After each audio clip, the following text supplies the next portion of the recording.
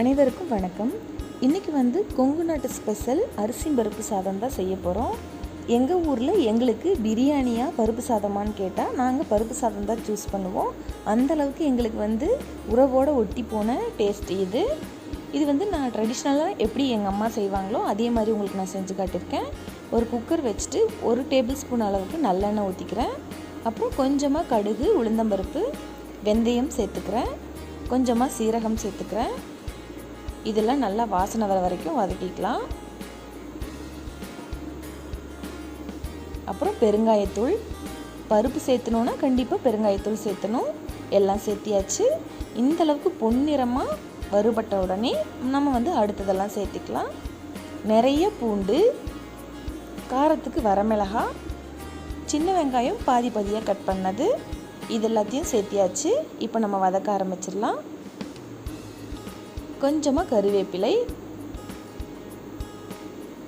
அவ்வளோதான். கமகமன் வாசனையோட இது எல்லாத்தையும் சேர்த்தி நம்ம வந்து கலர் சேஞ்ச் ஆக வரைக்கும் வதக்கிக்கலாம்.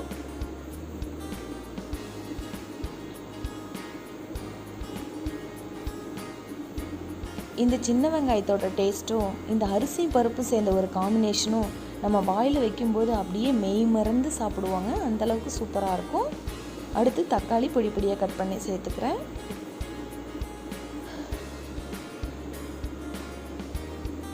இதெல்லாம் வதங்குறதுக்காக நம்ம கொஞ்சமாக உப்பு சேர்த்துக்கலாம்.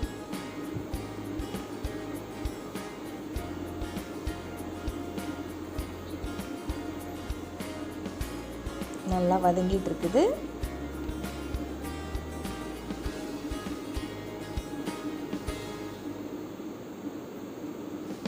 இப்போ நான் தேவையான கொத்தமல்லி க்ளீன் பண்ணி கட் பண்ணி வச்சுருக்கேன். இதில் கொஞ்சமாக சேர்த்துக்கலாம். இது வந்து எண்ணெயில் வதங்கும் போது வாசனை கொஞ்சம் வித்தியாசமாக இருக்கும். பாதி அளவுக்கு நான் இதில் சேர்த்திக்கிறேன். பாதி அளவுக்கு நம்ம கடைசியாக சேர்த்திக்கலாம். இப்போ நல்லா வறுபட்டுருச்சு எல்லாமே. இப்போ தேவையான அளவுக்கு நம்ம தண்ணி ஊற்றிக்கலாம்.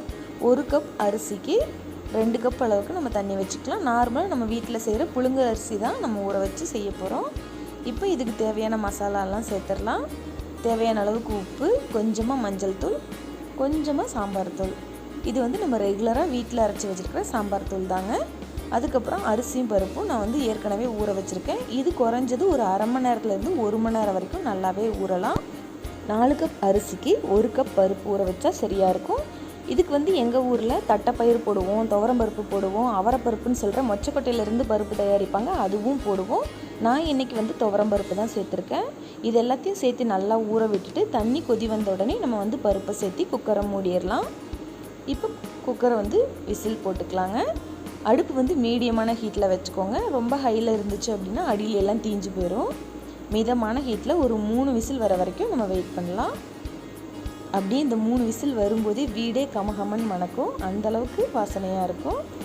திடீர்னு வீட்டுக்கு விருந்தாளி வந்துட்டாங்களா, இல்லை நம்ம வெளியில் போயிட்டு வர லேட் ஆகிடுச்சா, இல்லை பசங்களுக்கு வந்து வித்தியாசமாக ஏதாவது சாப்பிட்ணுன்னு ஆசைப்பட்றாங்களா, நமக்கு வந்து சமைக்கிறதுக்கு போரிங்காக இருக்கா, இப்படி எந்த விஷயம் நடந்தாலும் பருப்பு சோறு தாங்க எங்கள் வீட்டில். நம்ம ரெகுலராக சமைக்கிறத விட ஒரு கைப்பிடி சேர்த்தே போட்டுடலாங்க அரிசி. அந்தளவுக்கு வந்து இதுக்கு டிமாண்ட் அதிகம். இப்போ வந்து விசில் இறங்கிடுச்சு. நம்ம ஓப்பன் பண்ணி பார்த்துடலாம். பாருங்கள், சூப்பராக பருப்பு சாதம் ரெடி ஆகிடுச்சு. இதில் மேலாப்பில் கொஞ்சமாக நெய் ஊற்றிக்கலாம். கொஞ்சமாக கொத்தமல்லி போட்டுட்டு நல்லா கிளறி விட்டோம் அப்படின்னா சூப்பரான பருப்பு சாதம் ரெடி. சுட சுட கமகமன்னு நம்ம வந்து பரிமாறலாம். இதுக்கு மேலேயும் நாங்கள் வந்து தேங்காய் நல்லெண்ணெயோ மறுபடியும் கொஞ்சம் நெய்யோ ஊற்றி சாப்பிடுவோம். இதுக்கு வந்து பொரித்த அப்பளம், வடாம் இது எல்லாமே நல்ல காம்பினேஷனாக இருக்கும். அப்படி இல்லை ஒரு பொரியல் வச்சுட்டு கூட உருளைக்கிழங்கு, வாழைக்காய் வறுவல் இந்த மாதிரி வச்சுட்டு கூட சாப்பிட்லாங்க. ரொம்ப ரொம்ப டேஸ்டியாகவும் வித்தியாசமாகவும் இருக்கும். ஒரே ஒரு முறையாவது இதே ஸ்டைலில் நீங்கள் ட்ரை பண்ணி பாருங்கள்.